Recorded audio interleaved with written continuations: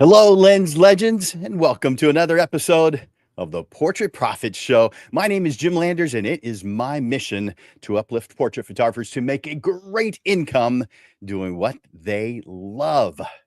The Portrait Profit Show is brought to you by Digital Pro Lab and Landers Photography School. For Digital Pro Lab, Amanda and her amazing, wonderful team, I put that like that. Oh, man, if you haven't experienced the Digital Pro Lab difference, they make you look like a hero. Amanda hires just the best people. They're career people. They're people who love what it is that they do, and it makes you look great when it comes to your clients.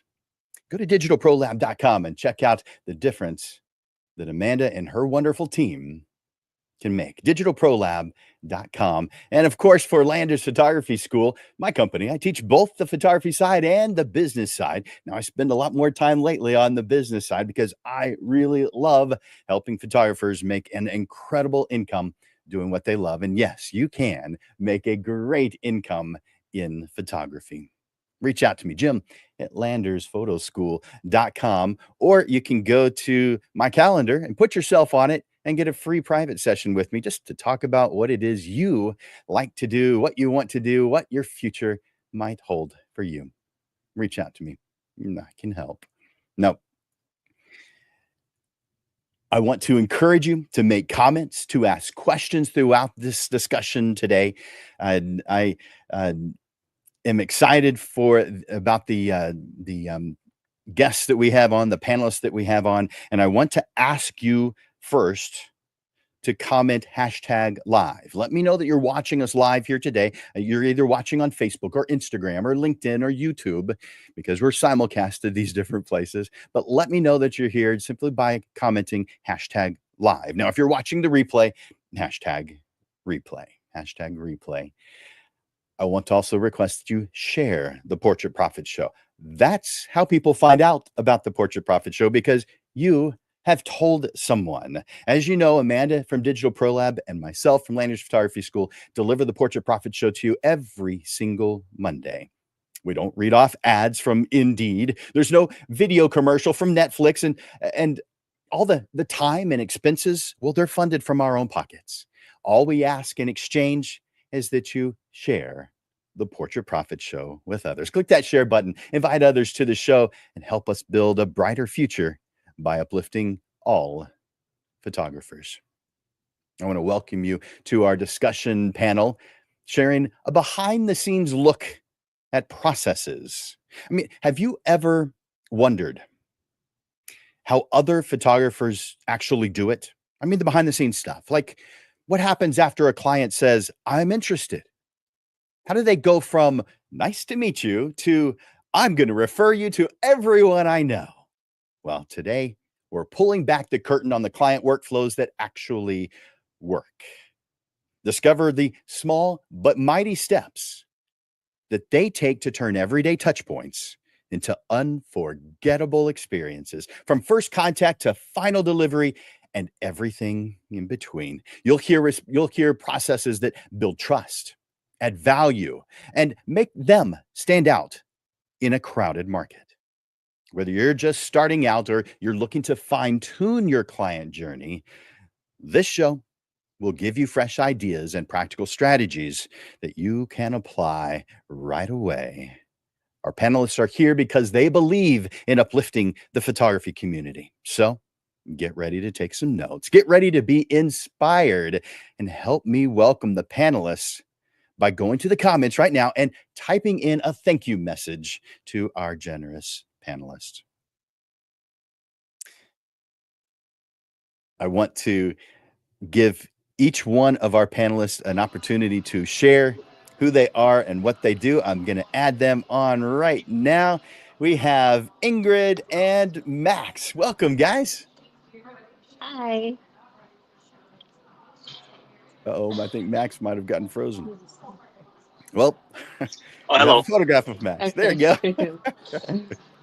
How are you guys doing this evening? Hi, I'm good. How are you guys? Good. I'm so I'm glad you good. guys are Yeah. both here. Nice. Well, I'm going to give you guys each an opportunity to share a little bit about who you are. before we get into the topics for today about the processes and the things that you do behind the scenes. And so I'm going to take let's see, I'm going to take Ingrid off and start with Max. So Ingrid, I'll see you shortly. All right.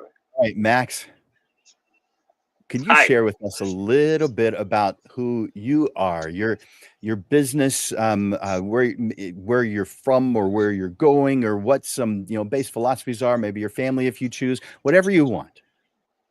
All right. So I'm Max. I've been a photographer for about 15 years now, all professionally. Originally, began the business in Wisconsin, and kind of held around there and got my following up there.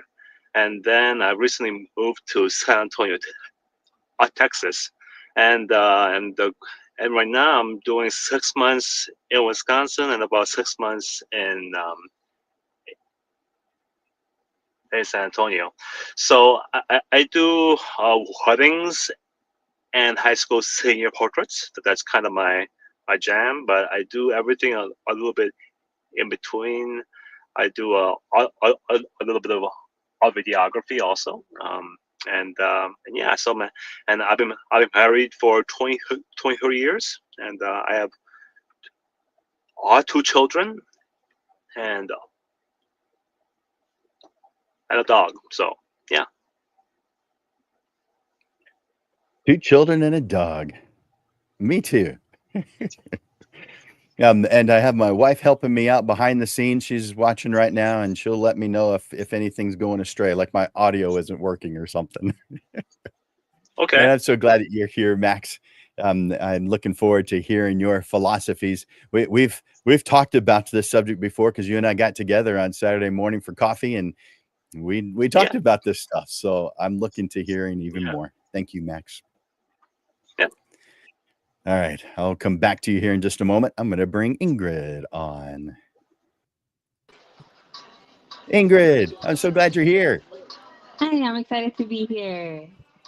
Hey, can you tell us a little bit about who you are and what you do, both on photography, but also in life? Like, tell us if you want to share a little bit about your family as well.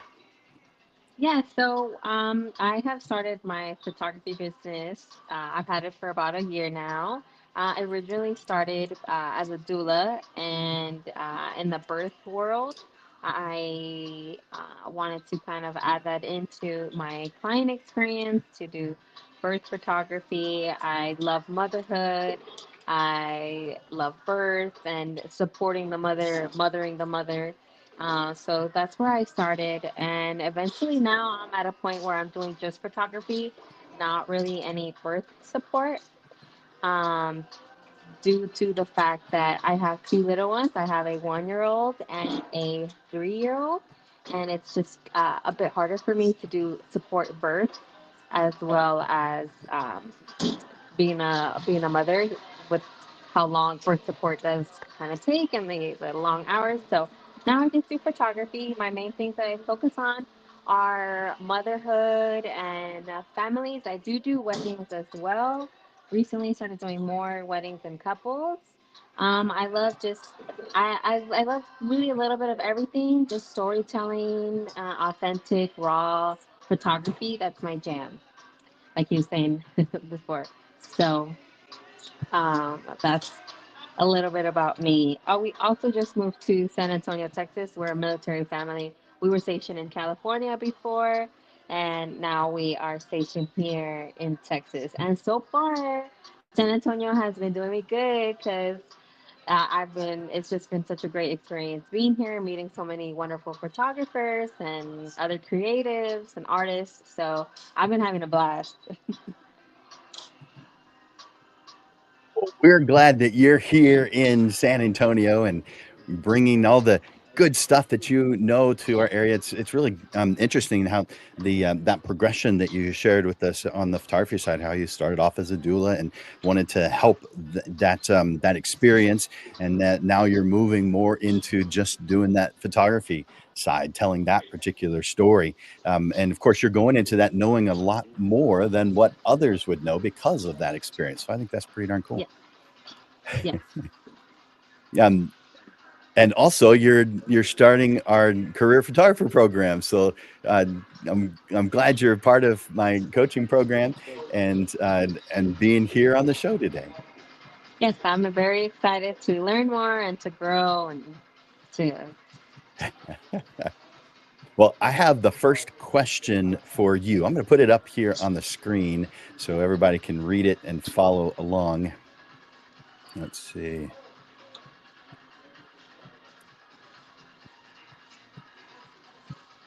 I think I'm going to do that.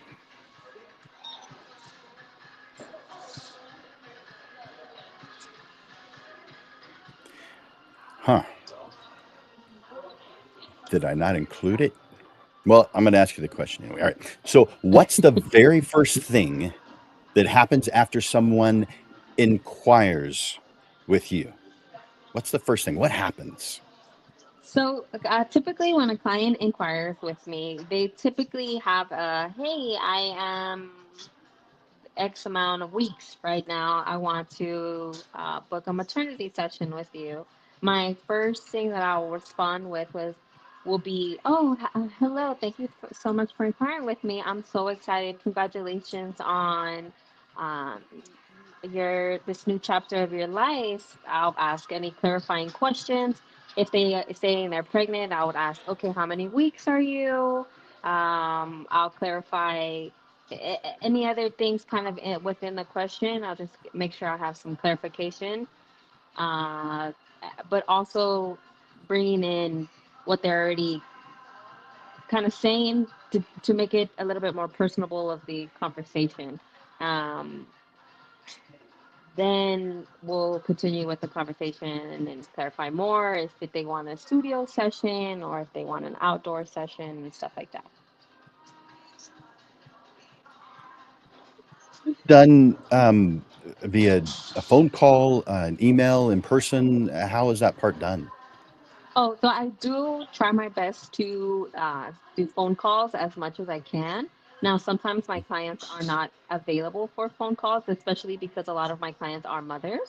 So I do tend to, I don't ask right away, hey, can I call you? Like I'll ask a few clarifying questions and then I'll say, okay, I would love to get on a call so that we can lock down final details and I can get your a full idea of what you exactly your vision is so we can bring it to life. At that point, sometimes right after that, we'll do the phone call and I'll call them or we'll schedule it for later that day when maybe they're not so busy with the kids or etc. And then I do typically try to do a phone call. I just feel like it just makes the experience a lot more personable and I'm actually able to really get my client's vibe, especially with a lot of my sessions being more candid and more raw. A lot of times it's like for I do fresh 48s, so I will need to get a lot of questions in, like about the how the pregnancy has been and how is that doing and how are anybody else involved in the experience. So yeah. A lot of variables. Yes, yes, for sure. Cool. Well, thank you for that. I'm going to ask Max now that same question, and I'll come right back to you here in just a few minutes. Thanks, Ingrid. All right. So let's ask Max that same question. Max, I can't see you, but can you hear me? Hi, Jim. Yes, I can. Okay. I'm just driving At right least, now. at least we have your audio. Got it. All right. So here's the question for you. So what's the very first thing that happens after someone inquires with you? And tell us how they're inquiring with you. Is it a phone call? Is it an email, a web form? How are they getting your attention and how are you responding to them? Um, okay, so I get inquiries from a lot of places, whether it be from a website or on Instagram, Snapchat, Facebook, pretty much, yeah, everywhere. And so I try to let them all know to go to my website to put in a form, so that way I can try to organize my inquiries, because as we all know, if we accidentally click on a text and it goes a red, and you forget to follow up on it. Yeah. So that will figure out where they're from, and whether they're from Texas or Wisconsin client, and then I'll actually send them a a, a detailed brochure that outlines all my packages and Okay. the pricing, and pretty much almost all the questions that most of my clients have asked in the past is all on the brochure. That's about 4 to 5 pages long, and that usually answers most of the questions, and then I'm able to collect all retainer for all for the dates. That's Okay. kind of how I operate at end. So this brochure, is it like a PDF that you're sending to them, or a link to a website that you're sending to them? It's a PDF on an PDF. email that I send to them. I'm kind of old school that way, but I find that doing it that way gives me certain advantages on pricing and and scheduling. So Very good. So I have the next question for you, and that I'm going to put that question here up on the screen real quick. What do you do during the planning session or the consultation stage that makes you that makes you or that makes uh, it makes you feel like there's a big difference in how your clients feel about working with you? What is it that that might set the tone for trust and value building?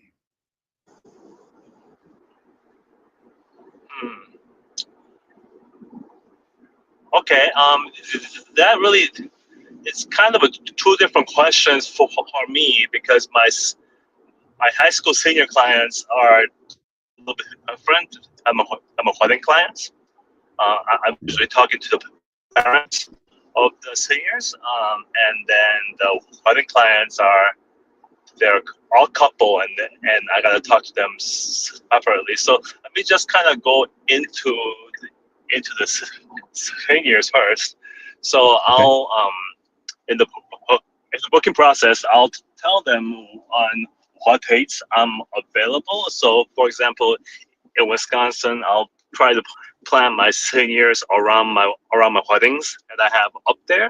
So that way I can try to fit 4 or 5 high schoolers around my wedding dates, and then I'll ask them which dates they are willing to work with me, and kind of set a date that way. And then the question was how I prepare, or what was the question one more time?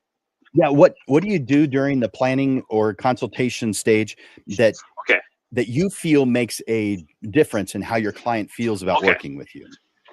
Okay, so for my seniors, I'm actually quite OCD about their wardrobe. So I actually have another PDF I send them that kind of outlines what kind of clothes to wear, and what color palettes, and also what kind of occasions. And I also ascribe the makeup and hair process. So I do provide that service with some trusted people I have worked with Okay. for a number of years. So that way they feel their session is customized to their high schooler. That includes the traveling. So, for example,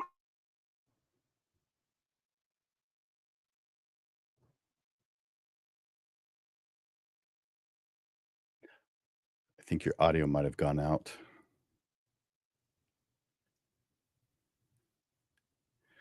You're probably talking right now, but we can't hear you. Well, um, how about if I ask that question now of Ingrid, and I'll come back to you on that. Maybe that'll come back here in just a second. So I'm going to take Max off here while we can't hear him, and bring Ingrid back on.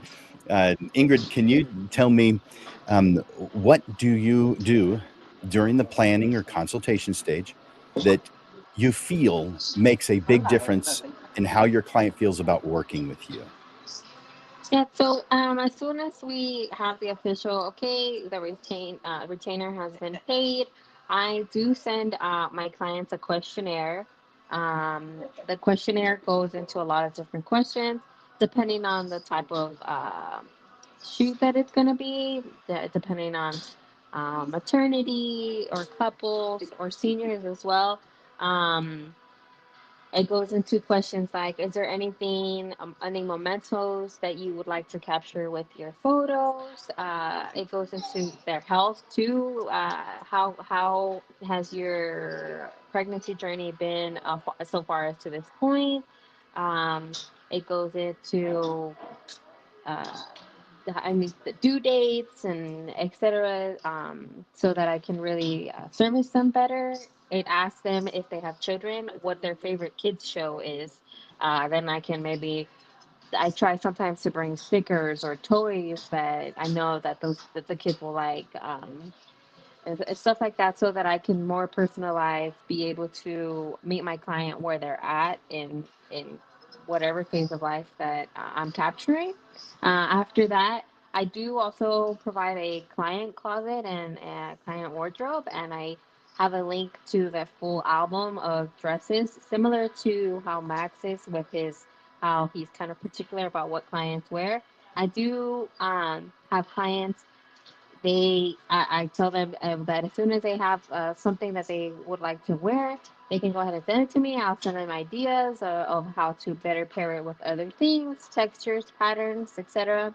Um, if they don't want to wear something from my client closet, and then to make sure that the location matches whatever they're wearing.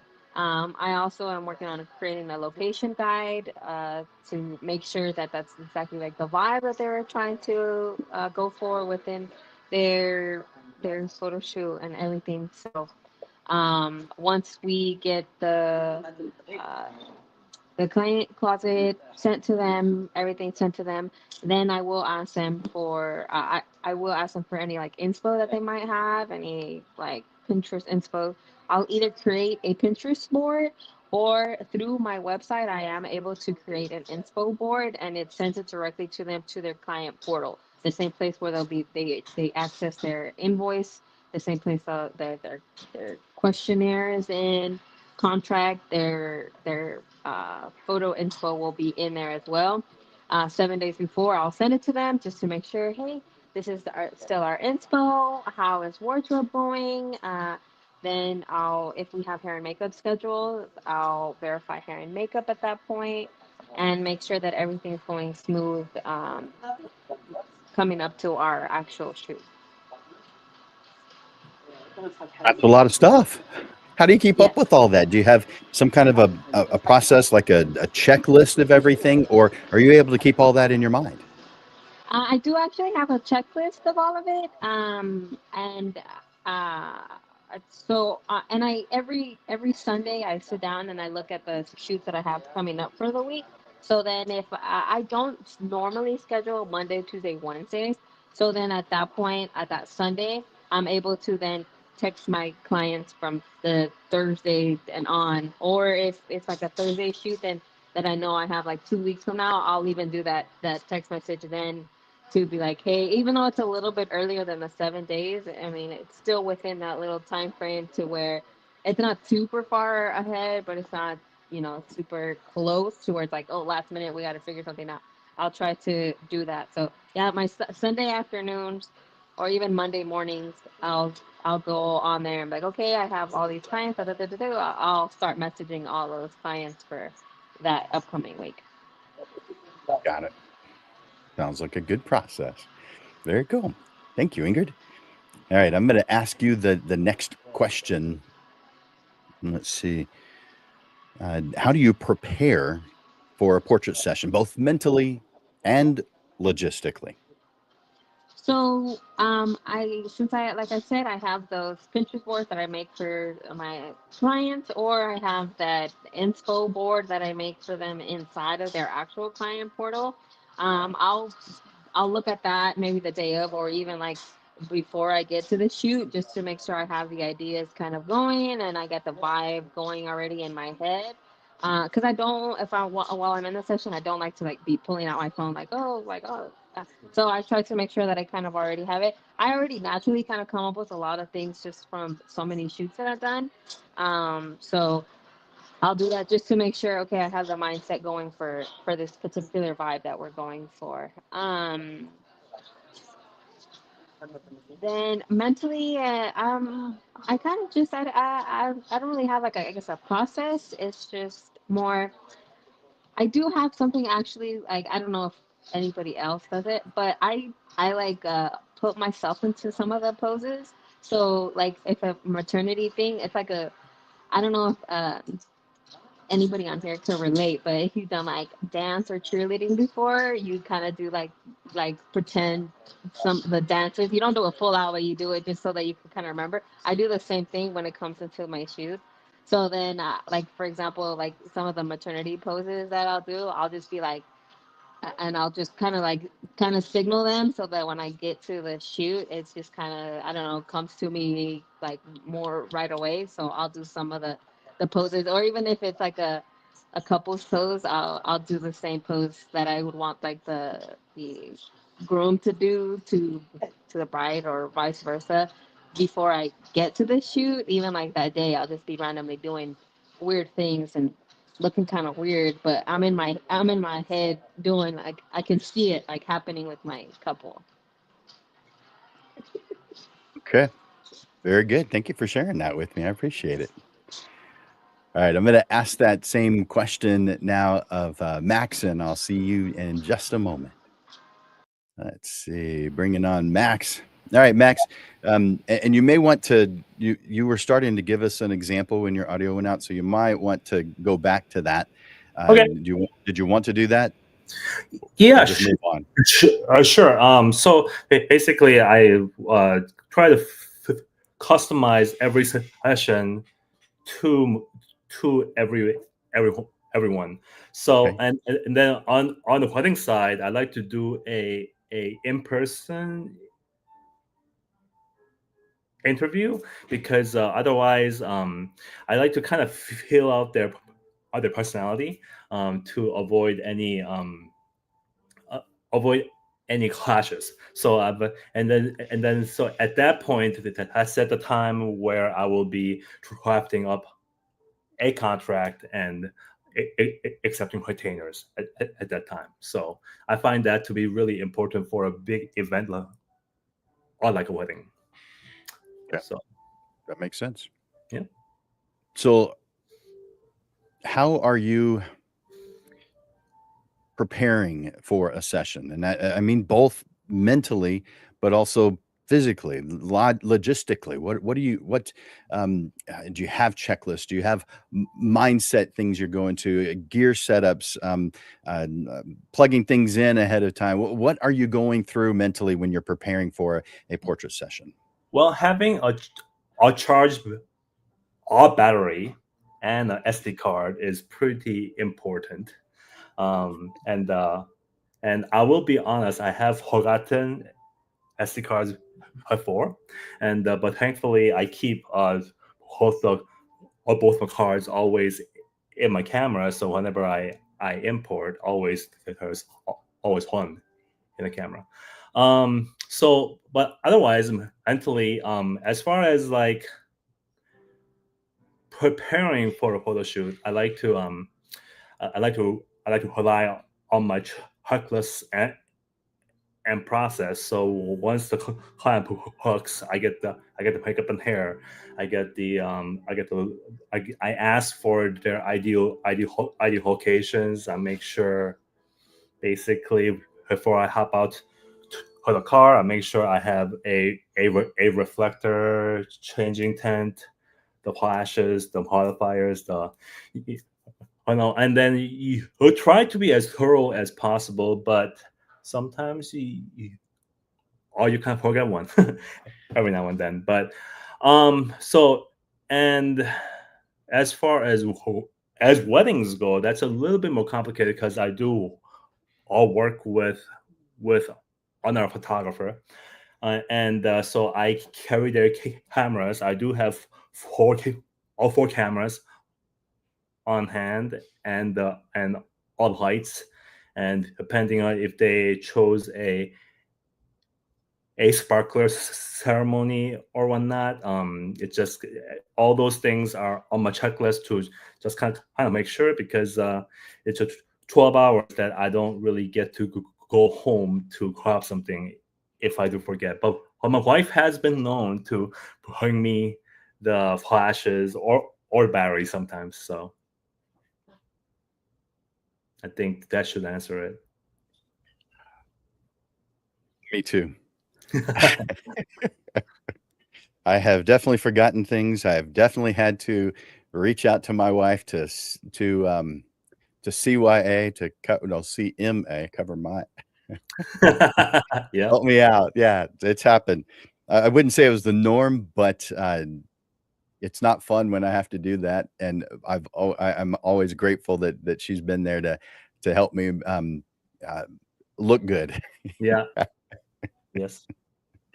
All right. So next question's for you. Can you walk us through the portrait session itself? Let's just say it's a senior portrait session.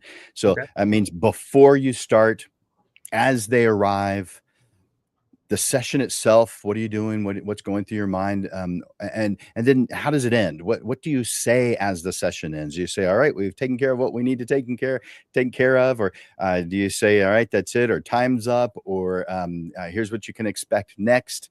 So share with us that portrait session, the entire portrait session. Entire thing. Okay. So I like to meet them at the salon. So I feel like that's a good place to just kind of hang out for about 20 minutes before they're all done. I know the process pretty well now, so I'm able to catch them right towards the end, and when they're feeling confident about their hair and their makeup, and then I'm able to chat with them about what their goals are, or what their goals in life. Actually, I don't really talk too much about photography. I just kind of get to know them as a person, including the parents too. I'll just kind of do the obligatory, or what do you go for living, and all those kind of questions. And the important part of all that is you have to take a genuine interest in the conversation, because people can usually tell if you're not, if you're just asking questions or just pass time. And then I'll begin to go into specifics. So I'll already know what kind of outfits that they'll be bringing, and I ask them to kind of verify all what locations, and we'll just kind of plan other vehicle situations and how far to go. So then we'll drive to the location. I'll usually have them change at the salon into the first outfit, and then we'll drive to the location, and we'll get there, and we'll just kind of hop out. I just grab my cameras and hiding gear if I need it, and then just kind of begin shooting. During the process, I do very similar thing to Kayleen, where I pose with them. So I tell them to imagine that I'm their uglier version in the mirror. So I'll be like doing all kinds of poses alongside all with them. And I find that when you do that, it kind of puts them at ease of because I'm going to be all silly, at that time, and then I'll just go through all my poses that I have in my head, and then I'll just kind of towards the end of that, I usually run out of poses in about, I don't know, 15 minutes, and then I'll pull out the phone, and then I'll go through the hair ideas, and I'll kind of make sure I hit all their all poses, and then we'll change and repeat or go to a different location. Um, and then self-taught. And then and I can usually kind of feel them out, like how most people are not models. So as long as you keep showing the back of the camera to them, so that way they feel confident. So it's kind of important to be able to get the image right on camera. I know we have Photoshop. I know we can do the presets to make them all look better, but it's important to get those first odd dozen images all right away, because that's kind of dictates how comfortable they will be with you, and that's where the all trust begin to form. So I do bring out the boombox for some music, because shooting in silence, especially with a silent camera like an A1, is it's pretty awkward. So it's good to have music. And what else? I think, and then after all that, I kind of let the client actually. Almost all cameras have the ability to tag. So at the end of the session, if they want to quickly go through the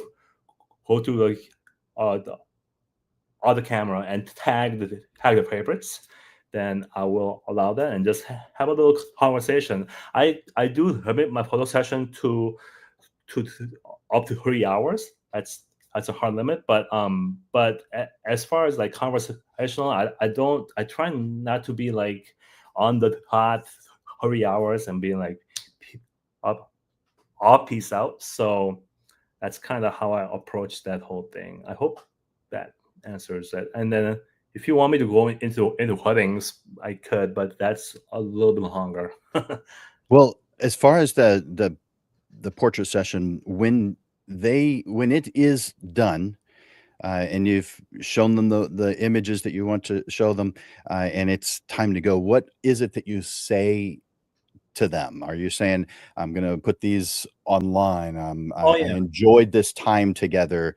Thank you so much." What is it that you say when it's time for the session to go? It's time for everybody to go.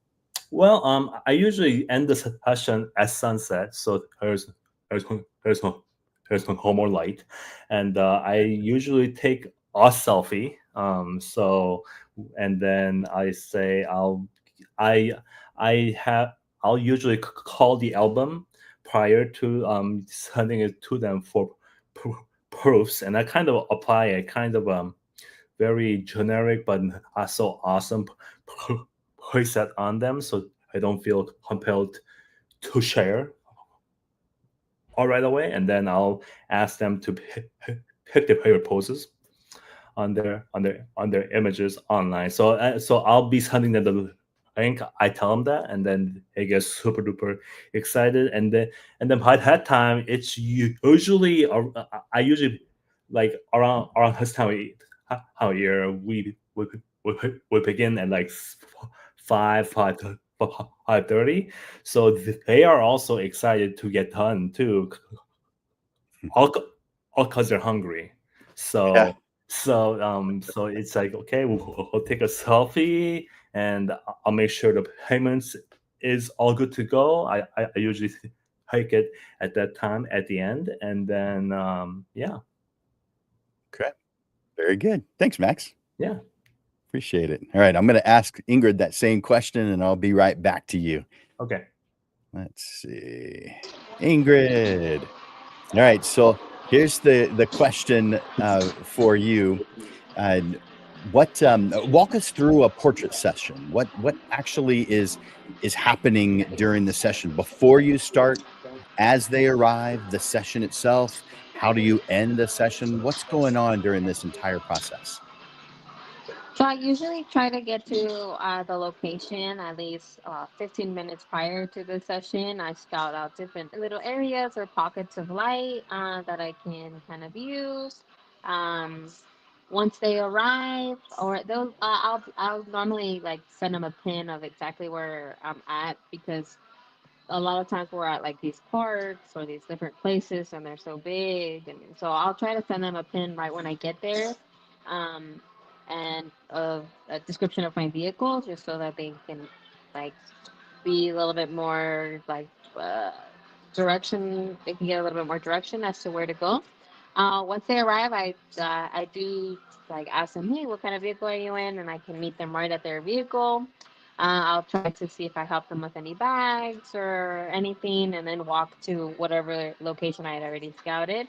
Once we're there, I'm a very much so uh, prompt versus pose type of person. So I'll tell them, hey, we're gonna go ahead and knock out like the traditional portraits first.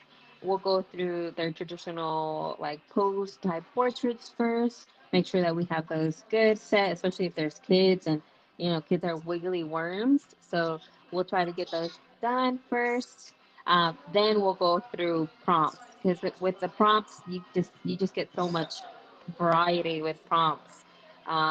We'll do a different variety of prompts. We'll walk around. My sessions typically last an hour to an hour and a half. So we'll be kind of going through the prompts, going through poses. I try to start with the variety of standing up, then sitting down, then maybe even laying down for a couple, like far away, close up. We get a good variety. And towards the end, I think that I'll kind of look at my watch. I'll say like, oh my goodness, we're already at an hour. That went by so fast. And my clients will be like, oh yes, it's already been an hour. Oh my goodness, yeah. And I'll be like, well, I had a blast with you guys. It was so much fun. Um, and you guys can I'll tell them then. You can expect the photos in within 2 to 3 weeks. I'll have the full album for you. I'll have a sneak peek, hopefully within the next 2 to 3 days. If not, the full album will be ready within 2 to 3 weeks. I will cull everything first, and then I will send it to the client, the final photos. I will add like a couple more photos than whatever the package prescribes, but they're normally locked and they're allowed. They're welcome to buy the extra photos at an extra cost. Um, I think that was a full question. Yeah. So when the session ends, you're still there, you're still together. How does the session end? Are you saying, all right, that's it, we've accomplished everything we needed to do, or time's up, or how do you inform them that we're done now? So like I said, like I'll be like, oh my goodness, we have like the hour. Is there anything else That's that okay. you feel like we haven't accomplished during the session, or that you would like to capture before we head out? And so then at that Got it. point they'll think, oh, did we do that pose? I'll be like, yeah, actually we did it within that prompt that we did, or oh, let me just look back. Let me make sure we for sure got that one, and I'll look back at the thing. I'll find it and I'll show them, hey, look, this is what it looked like, and they'll be like, oh, I love that, or oh, actually, can we get one with, this him in front and me in the back instead, or whatever. Then we can go through that a little bit more, and then I'll tell them my little spiel at the end. Very good. Cool. Thanks. All right. So here's the next question. they're gone. You are heading back to your car. What's happening immediately after the session is over? What are you doing? How do you feel? And then what are the steps you take after that? So, how are you processing your images? Are you uploading them to your computer? What's the next step in your process?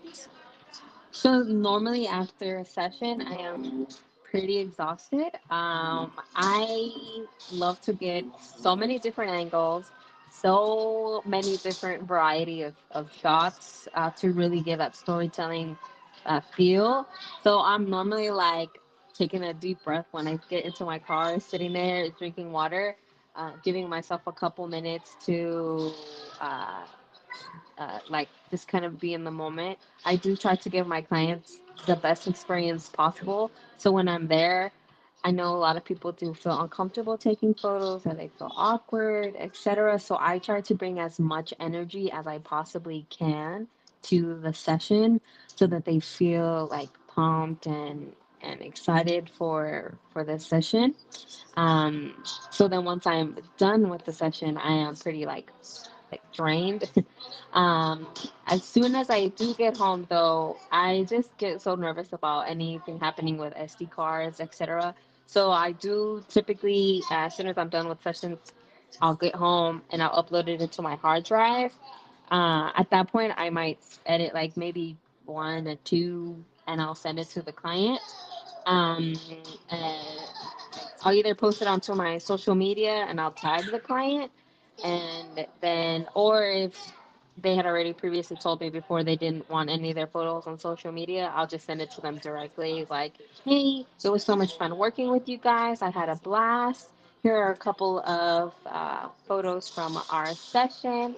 Like I said, the photos will be ready within 2 to 3 weeks. But I'm so excited to edit these, and then um, I'll just have them uploaded, and then I have my set days that I do edit. So then once they get into the line, um, the photos be edited within the prescribed timeline that I already have. Okay, sounds good.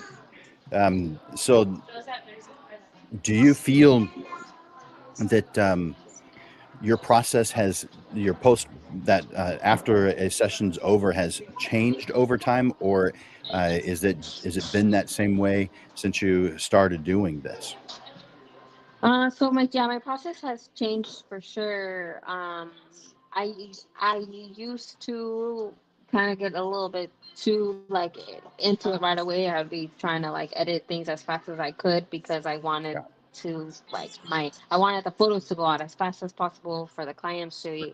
It's like, oh wow, I got them so fast, but it really was causing me to not give the best work possible because then it gives me a break to from the session to not look at the project and then come back and look at them again with some fresh pair of eyes and stuff. So um, I already have a way that I do. I have my presets that I've created already. So I do for those one or two, I'll add that. And then I do certain things where I kind of like play with the light, mask light stuff. So I'll do that to those one or two photos, which I already know I'm going to want to do to them anyways. So I send that, but I definitely do take my time now with sending the albums out and within those 2 to 3 weeks for Okay. sure. But before, I think I used to be a lot more like, I just want to send these pictures out now. Like, uh, but yeah, so That I makes definitely sense. take my time.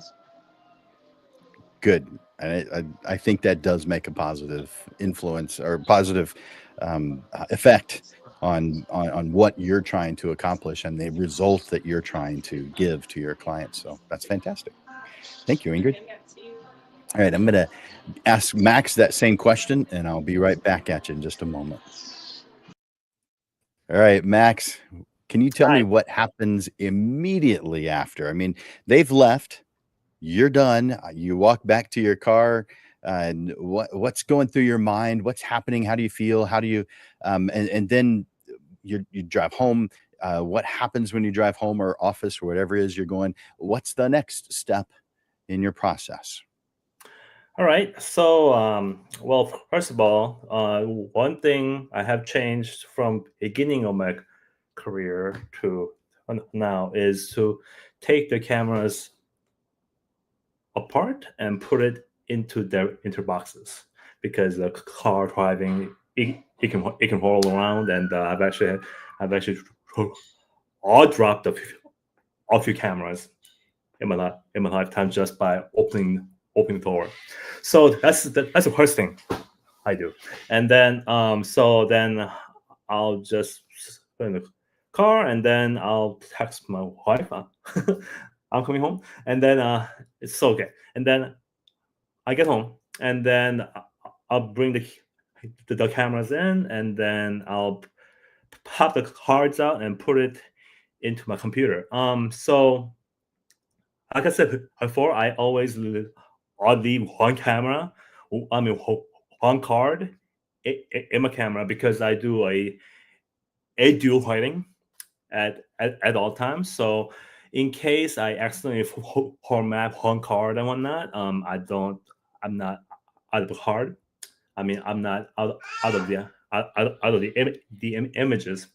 So I'll do that, and my computer is set up to a NAS. So there will be a physical copy on my computer here, and then I also have a NAS that has the copies it over immediately, and then also on the cloud, because I do it this way because I've had some close calls where I had a power failure or some kind of, sometimes all caused by me, where I accidentally didn't import some photos. So I like to be able to make sure all that's all done, so the photos are safe. And also it really the process really differs between my seniors and weddings. So but so for my seniors, I usually only take about like maybe 600-ish images on a session, whereas my weddings, it could be closer to 4,000 actually. So but on both, I'll actually, as I'm shooting, like when you're taking a picture, and you're like, okay, that's gonna be awesome, I actually tag it right on a camera, or if you have a voice, some Sony all mine does, where I can hold a button, and I can do a voice memo on the image. So then, that way, when I import it, my job is of like calling for that preview is already all done at the session actually. So then I'll go allow the photos to upload to the cloud onto Adobe, and then I'll just call on the couch whenever I need to on my phone. So I'll just kind of be wherever, just going out for groceries, and just sit in the car and just kind of call. So it does get a little overwhelming if I'm like really into the calling, but I can pretty much call anytime, anywhere, away from the office. Then I'll get a preview album made and proofs after I call. So I think that's about it. And then I charge everything, make sure everything is put back, and then get ready to do it all over again. So I hope that kind of explains it. Heck yeah, it does. Well, everybody's got their own process. And so there's probably a good amount of overlap in what people do, but then there's also those little pieces in those little nuggets that you're doing that someone else is not doing. Like not everybody has a NAS to back up to. I definitely would recommend a NAS. Now it's an extra expense, and until you're making some money with your business, okay, maybe it's something you put off a little bit, but it's something that you save up for, because it's a great tool to use to make sure that you to reduce the potential that you lose images. Yeah. And also, it's kind of cool to be able to have hot access to a wedding I shot in 2018. And I can just Yes. hold it up right away. Because then at that point, some of my clients have like accidents, they lose their laptop or their house gets flooded and all their photos are gone. So I charge a little bit to provide them the photos, and then so it just kind of pays for itself. Nice. So Nice. All right. Well, I've got the next question for you, Max. Let's see. How do you guide your clients through image selection? Is it something that you allow them to do on their own, or are you hand holding them through that process? So, what have you done to make that part of the process easy for them, or stress free, or maybe even fun? it really depends on what package they have chosen. So Okay. I do a digital delivery or a proof album with just a select odd number of photos. So for weddings, if they do the digital delivery, I'll just pick pretty much all the images that had turned out, because wedding images, they don't. I shoot them so that they don't need much editing, pretty much at all, and then I'll just deliberate it that way. If they choose to be able to select their images, I'll call them and then edit them to the point where they could be final, but then I'll send them the proofing album, and they can choose which images they would like to receive. And seniors work the same way. I deliver about 40 uh, on on images, and some of them want me to choose, but most of them want to choose all for themselves. So at that point, teenagers are kind of particulars. So I like to be able to choose which images and whatnot. But yeah, so I don't allow them to download, and it's a pretty low resolution. And but I do have them pick our way. So I like to lead. I used to do it like everything on me, but then they would I would they would ask a question like, "Hey, how about that photo that we photographed under that cow?"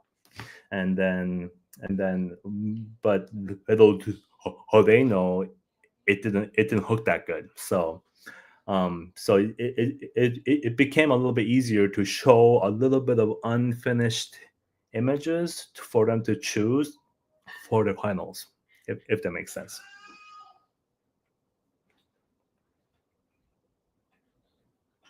Yeah, yeah, that definitely does. So, but you've just made some adjustments along the way to make things work for you and for your client. And Yeah. so, do you feel like that you've made a lot of adjustments over time, or just a handful? And do you feel like there's something on the horizon that's going to make things even better? Unlike when I first began, like 10 years ago, 10, 15 years ago, I gave everything. And Okay. so that's a mistake that a lot, a lot of people make. And it's actually better to deliver less. So what I mean by that is, if you're delivering say 100 pictures, you're not focusing your craft to just a few images in my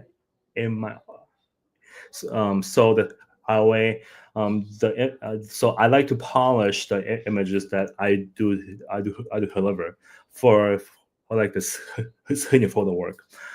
So yeah, so I only deliver above 40, and I learned it the hard way. But then they ask like, hey, what about his photo and that photo and that, and us as photographers that we know that's not gonna work.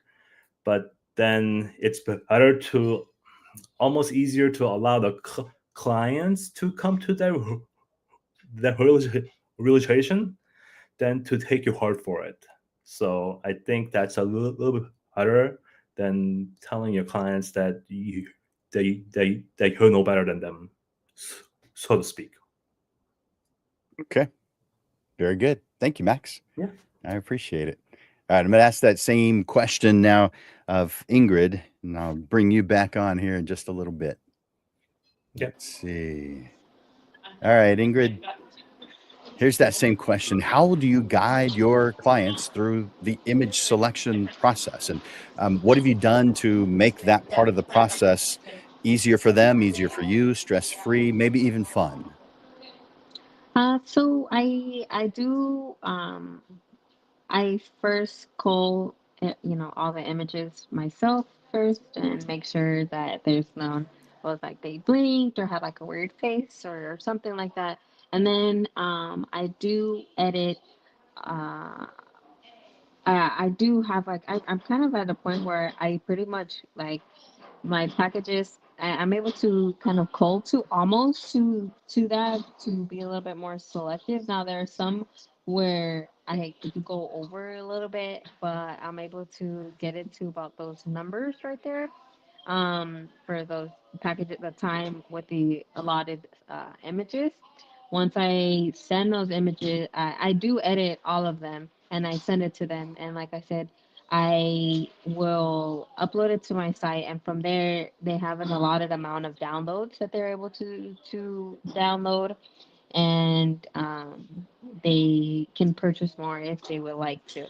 So I'll add that verbiage in there, like I do typically add in like 5 extra free ones too. So if example the package comes with 20, I'll add in 5 other ones for so that the client does feel a little bit more like, oh, I got some extra ones. It kind of makes them a little bit happy, and they will end up downloading those extra ones. But a lot of times the client does end up purchasing the rest of the album, and I will do like a deal of like if you purchase more, you get more bang for your buck versus if you purchase the individual ones. Okay, that makes sense. So are you printing the work? Are you sending digital files, or you're doing both? Oh no, I have not started yet printing. I am Okay, looking into offering those bundles, but I am right now just sending an online digital album, and that online digital album goes right back into their client portal. got it. Uh, so you're saying that you've thought about it, or you may be moving into printing. Um, what have you thought about in that direction? What this is going to help others who may be in the same spot that you're at. First, why would you consider doing printing? Because it's extra work. And what are you going to be doing if you do choose that route? So I know for myself as a really busy mother, like my client is a mother. Uh, Typically, even if it's a family portrait, the mother is the one who messages me. Even if it's like any of the weddings I've done, it's mothers, like mothers or women, right? And they're very busy. So what I'm hoping to offer are small photo albums to it, because I know for myself, I'm a very busy mother, and I keep saying I'm going to print my kids' out photo albums, or I'm going to print those, and I never get to it. But if I could streamline the process with their favorites. They are able to pick their favorites on those on the on my client galleries, and I'll have them heart their favorites, and then those favorites will go into an album that I would deliver directly to them, so they wouldn't even have to worry about uploading those into whatever site and doing whatever. Um, that's the process that I'm hoping to go into shortly, but I'm trying to just find out which route would be best for me, because then it wouldn't be very difficult from my end. I already have all the photos there. I can upload them straight to that site and hand deliver or mail them their album from the session. Well, I guess that'd be something that we talk about in future coaching sessions in your career photographer program. Mhm. Perfect. All right. Thank you for that. I'm going to ask Max that same question. So I'm going to bring Max on, and I'll bring you back here in just a moment, Ingrid. Let's see. All right, Max. So All right. are you printing your clients' work or just digital files? So I do offer both. Okay. So I do allow for digital downloads, but it's quite a bit more. And then but then I do offer hunting too, but then I don't get access to the digital, so that kind of allows for having a little bit lower price point to get into Okay. our clients. But then people who just want the digital right away, they opt for the bigger. So but I don't personally print them. So my computer is calibrated to MPEX and Heller's lab. I do all my printing through them, and they have some beautiful work. So I do show proof. I'm sure everyone has heard of that, and it's just easy, and it's just kind of just easy. So it's not bad. How do you present the images? Are you having them drop shipped, so you're not actually presenting them at all? Are you delivering the images yourself, or are they coming to you? If they order prints, how are they receiving them? So in-person sale is the it thing right now in photography, because you're able to control the client's environment where they're viewing the photos. I don't have the luxury of doing in-person sales because I travel so much. So I'm constantly in between Wisconsin and Texas, and last year I did weddings in Colorado and Georgia and in Hawaii. So it's just been everywhere. So it's been hard to do anything in person. So everything I do is online gallery. However, Okay. for former wedding clients, I do include a little presentation box that's about $80 that cost me, and then I do deliver that all, all by mail, and then I have images on there that I like, and then I'm able to control the experience on that way after. So that's kind of how I control the experience. But in my situation right now, as a traveling photographer, it's kind of hard for me to control that that in-person sales. So I would like to get there eventually, but right now it's just not possible. Yeah. So, and that's, we all have to, base our process off of what our situation is, what things we're dealing with, how we want our ideal client to receive what it is we're doing, what process, what experience we want them to have. And so we're basing it off of a lot of different variables. It's one great reason why we don't all do the same thing. And that's fantastic that we're not all doing the same thing. That would be kind of boring. Mhm. And so you share what you do in the you know, in a positive light. And if that's what they want, great. If that's not what they want, well, that's great too. Go find what you want. Yep. Get what you want. So yeah, in-person sales is fantastic, but it's certainly not the only option out there. And it's just like all the tools in a tool store. There's a ton of tools. They're all good tools. We just have to choose the ones that are the right ones for us and our clients. Yeah. In-person sales is the oldest way of doing sales. There's nothing older. That's how it was done for the first 100+ years. And only in the year 2000, approximately, did we start doing digital options. Yep. And Correct. a lot of photographers switched to those completely just because they got used to it because of convenience. And now a lot of them have switched back to the old way because they feel like that offered something better for their clients or for them. But it's all just choices. It's all just tools, and we choose what's best for us. Do you agree with that, or do you have a Absolutely. different thought there? Yeah.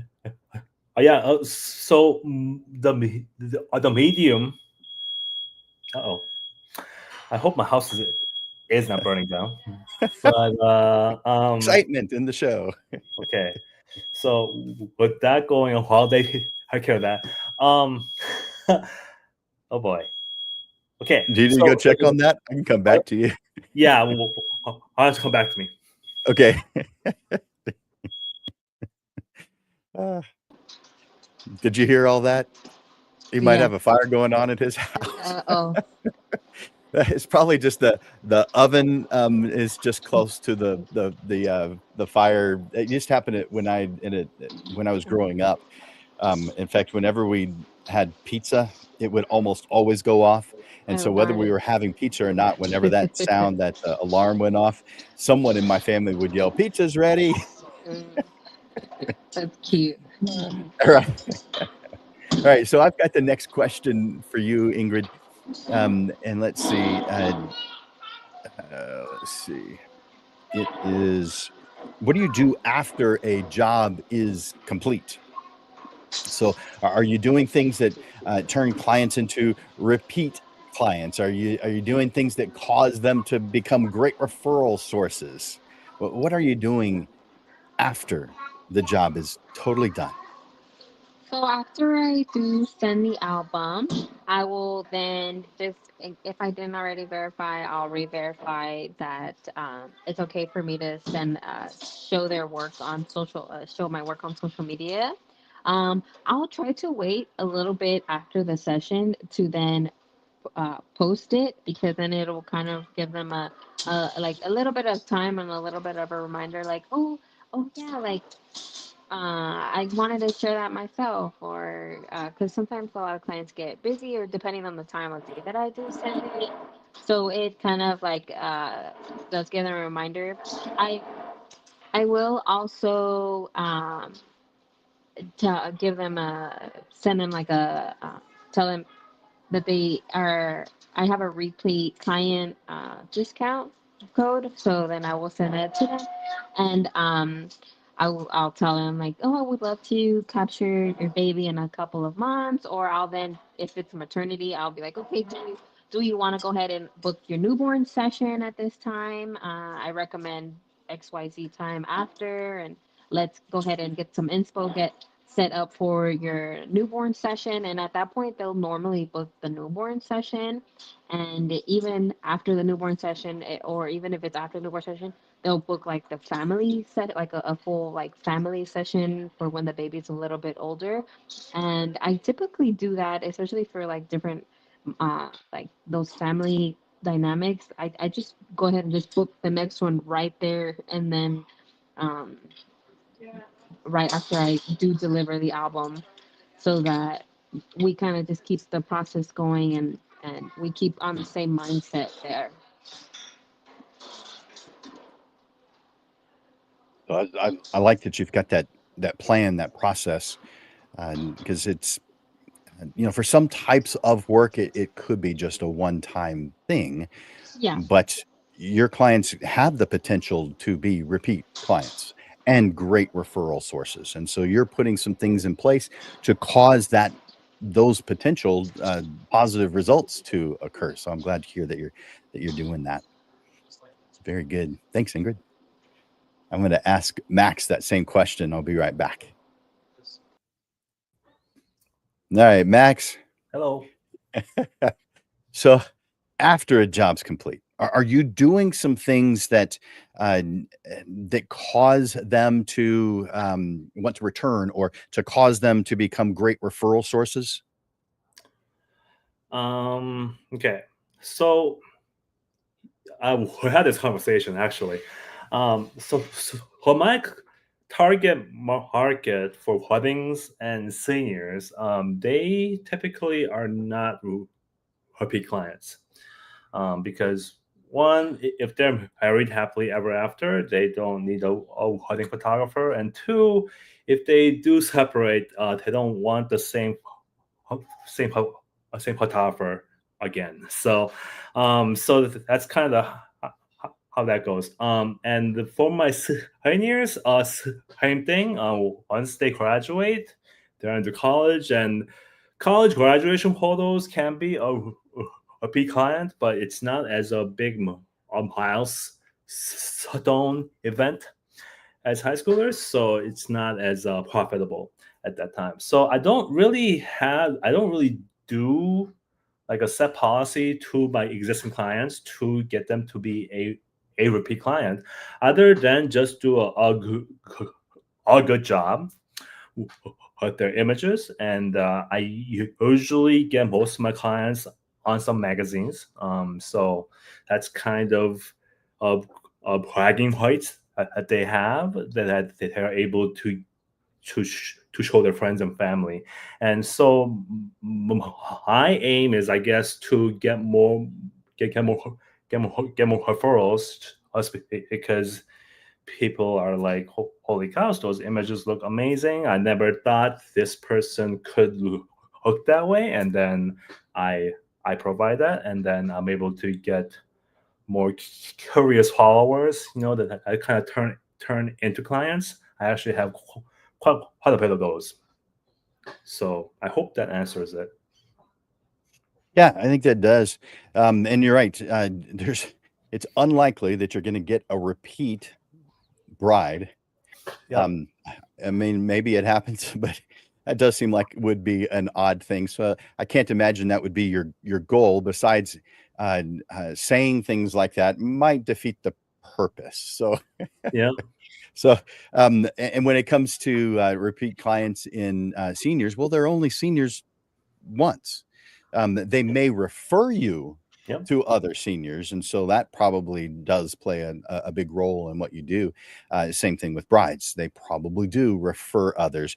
You've probably experienced at some point while photographing a wedding, someone at the wedding asked for your information because, well, Yeah. they're getting married in a year or so. So, are you doing anything that causes that to happen, or how are you reacting when it happens? Oh, it's super flattering. So I feel like when you are on the job, you are actually being interviewed by your performance. So, for example, if you dress the part and you are polite and patient, and you are able to say rescue the bride and groom out of a kind of a icky situation because of everything's running late and whatnot. Not only is the photos important, but being able to be almost like a wedding counselor, I guess, is Wearing different hats. yes. So that's that speaks volume to everyone at the wedding. And one of the tricks that I do is I am ambidextrous, so I'm able to Oh, really? shoot with my left hand and my right hand, and so a lot of people find that kind of interesting. So and they kind of remember me that way, because at most weddings there's usually like two to all three photographers and videographers in the aisle, where I can do photos on on both directions, so at the same time. So I've gotten a lot of jobs on that way. It's just being professional at weddings, and having a really good image is important also. But seeing your demeanor at the event causes the people to be curious about you, and then will in turn try to find you online. So I hope that makes sense. That does. Well, we're getting close to the end of the Oh, show, really? so I've got Wow. one final question for you. Yeah. If you were sitting across from your younger self, or maybe a photographer came to you for advice on building a great experience, what's the first thing you're going to tell them to put in place? Not everything. I don't want this to be long. I want it to be short. What's the first piece of information you're going to share with them and why?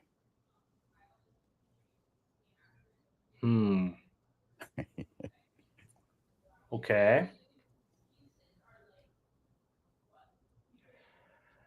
My younger self as a professional photographer early on, I think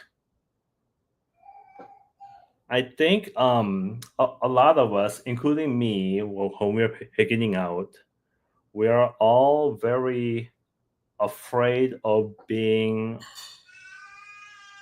on imposter. So the imposter syndrome, trying to be someone that you are not. I think I was pretty much that way in the first few, a few years, and then what I learned, and I got a little bit more action, is that I just needed to be unapologetically myself, you know, because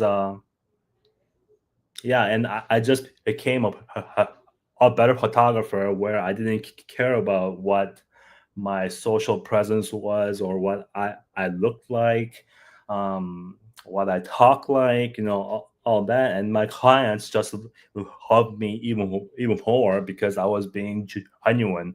And that's the thing I would tell my younger self, that people love genuinity, and everyone has something to offer. And if you're feeling a little bit of that imposter syndrome kicking in, just kind of cast it aside and just be yourself. That's it.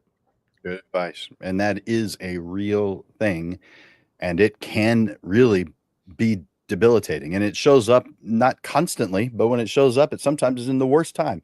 Yeah. So thank you for bringing that up, and thank you for being here today and sharing your advice and your experiences. Yeah. I'm going to ask Ingrid that same question, and then I'm going to bring both of you back up to thank you guys. So don't Okay. go away just yet. All right, I'm going to bring Ingrid on. So, Ingrid, last question. If you were sitting across from your younger self, or if you'd prefer a photographer who maybe came to you for advice about creating a great client experience, what's the first piece of information that you're going to share with them and why? I think the first thing I would say would be to shoot anything and everything when you're starting, because I when I was first starting, I was feeling like very like, oh, I have to shoot this one thing, and I want to like, I would see different people on social media on, they would shoot this one niche, and their style, their editing style, their style of actually taking the photos and everything, like, okay, well, I need it to look like this because that's what I want to do. And I was how you guys were saying that imposter syndrome. I was very much so wanting to, like, okay, well, I want myself to look like that, so that means I can only, like, I only should shoot that one thing, and I got to just keep on doing it till it looks like that. And that means I shouldn't do any sports, or I shouldn't show anything. But in doing a lot of different things, I kind of realized my style wasn't like what I was trying to copy, that was not really what I wanted to do. Right now, I'm still, trying to very narrow down my niche more, but I definitely know what I want to convey with my photos now. I definitely know what emotions I'm trying to provoke through my photographs and the style that I'm trying to achieve by just trying a bunch of different things in the beginning and not limiting myself to, okay, well, I want to just, my photos should just look like this. So I need to just keep on trying this. Nice. Thank you. I appreciate that. And thank you for cutting some time out of your busy schedule to help uplift other photographers by being here today.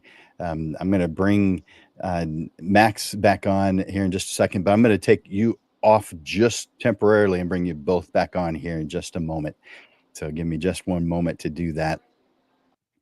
So what stood out today is probably a lot of things. And you guys, viewers, Lens Legends, share what you thought, what information you gathered, or at least say a quick thank you to to our panelists today. But to me, what stood out is how different each photographer's process can be. Now, there's a lot of similarities too, but there's little things about it that are quite a bit different. Different things that they're trying to accomplish, different solutions they're trying to find. How each one creates memorable and trust-filled journeys that clients are just going to rave about. They're going to share, and so they get more referral business. That's the beauty of the industry. You get to design a process that reflects you, your values, your strengths, your personality, and when it's done right, that process becomes a brand in itself. I hope this discussion gave you some fresh ideas to refine your own client experience, or maybe just the encouragement to know that you're on the right track, whether it's adding a personal touch or simplifying a step in your process or building a stronger follow-up system. Small changes can make a big impact.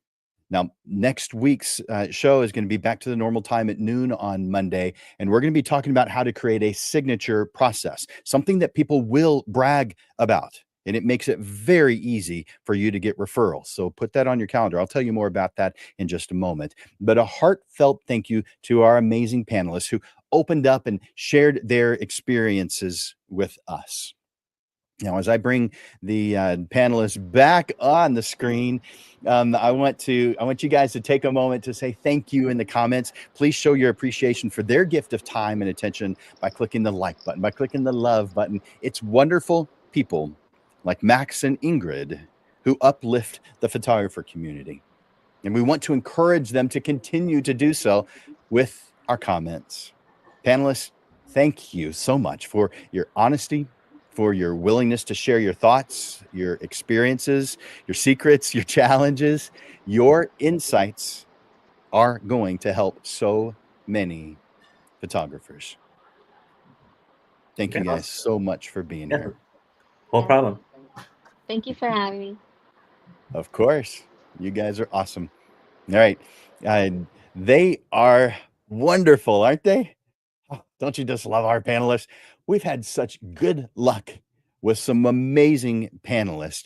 And working with today with Max and with Ingrid, man, good people, wonderful people. And I really appreciate them. Now, I've got a couple of announcements I want to share with you. I've got a Photo 101 that's coming up at the end of the month on April 30th. I'll put up real quickly a QR code to, I want to put that up differently. There we go. So that's starts on April. Oh, that is the one that starts on Saturday, May 3rd. That's a one-day version. So it's all day on a Saturday. Just use that QR code.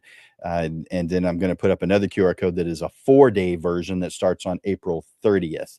And that is 4 2-hour sessions with that QR code. You might have to stop this or watch the replay in order to get that, because I'm not going to leave that up for very long. But that's what's coming up. And if you can use a little help in your business, just reach out to me. Now, you can do that in the comments, or you can send me an email, jim@landersphotoschool.com, or Even better, take advantage of my free private lesson where you can share your thoughts and your goals, and maybe I can help you plan a path to get there. Let me put that URL up on the screen and put that up real quickly. So that's how to get that, and just use that URL. You might have to do a screenshot and type it in, but that's how to get on my calendar for free. As you know, the Portrait Profit Show is every single Monday, and this is here to uplift you, to give you something to work with and on. So let me tell you what the upcoming shows are going to be. On April 21st, 1 week from today, create your signature process, and put that on the screen as well. Let's see. There we go. What if your process was one of the reasons, one more reason why someone chose you? It was the reason why someone told you that they chose you. Before they even saw your portfolio, they heard about your process and how excited someone was about it. What if the way you work was so clear, so compelling, so unmistakably you that your clients instantly said, I want that? Well, in this lesson, you'll turn your client experience into your signature process. You're going to give it a name, a structure, and a story that makes you unforgettable. Yeah, you're going to stand out from the crowd. Put April 21st on your schedule at noon. It's free. So not a whole lot of excuse for not putting it on your schedule. Or you can watch the replay. That's April 21st at noon. And then 1 week after that, we're going to be doing an interview with an author and a performance coach. This is called the performance fix that your business needs. Overwhelmed, underbooked, or just plain stuck? Well, in this episode, we're bringing in performance coach Carlos Villarreal to help photographers get clear, focused, and finally unstuck. You don't need more hustle. You need better direction. And Carlos Villarreal is going to help you get that. That is on April 28th. That's the last one of this month. And I'll tell you what the first one of next month is going to be. That one is called Focus Your Business Like You Focus Your Lens. Photographers, it's time to bring your business into sharp focus. You wouldn't photograph a session without dialing in your settings. So why run your business on guesswork or blurry goals? I'm handing you the Clarity Toolkit, a photographer-friendly, fluff-free, action-packed guide to building your dream business. That's the first one for next month on Cinco de Mayo, May 5th at noon. Add those free lessons to your calendar now before you forget. As we wrap up today's panel discussion, I want to once again thank our incredible panelists for pulling back the curtain and sharing their real-world client journeys with us. Lens Legends, you design experiences for your clients. Every step of your process tells your client who you are, what you value, and why they made the right choice in trusting you. What we learned today is that a great client experience doesn't happen by accident. It's crafted and over time refined, and it's lived out with purpose. And while each photographer's process looks a little different, the common thread was clear. Intentionality builds trust, and trust builds business. So I encourage you to reflect on what resonated most today. Maybe it's time to add a wow moment to your process. Maybe you're inspired to simplify something, or maybe you finally feel confident in putting your process down on paper and calling it your own. Whatever it is, start today. Remember, the way you do what you do is your brand. The way you do what you do is your brand. So make it memorable, make it meaningful, and above all, make it yours. Thanks again to our panelists, Max and Ingrid, for sharing their wisdom and their hearts with us today. And of course, thank you, Lens Legends, for your time and attention. I encourage you to join me for our next live stream 1 week from today at noon. For Landers Photography School and Digital Pro Lab, my name is Jim Landers, and I am bringing you the weekly Portrait Profit Show. Until next time, Lens Legends, keep growing, keep thriving, and keep making your mark in the world. I look forward to watching you grow. You guys are awesome. Bye for now.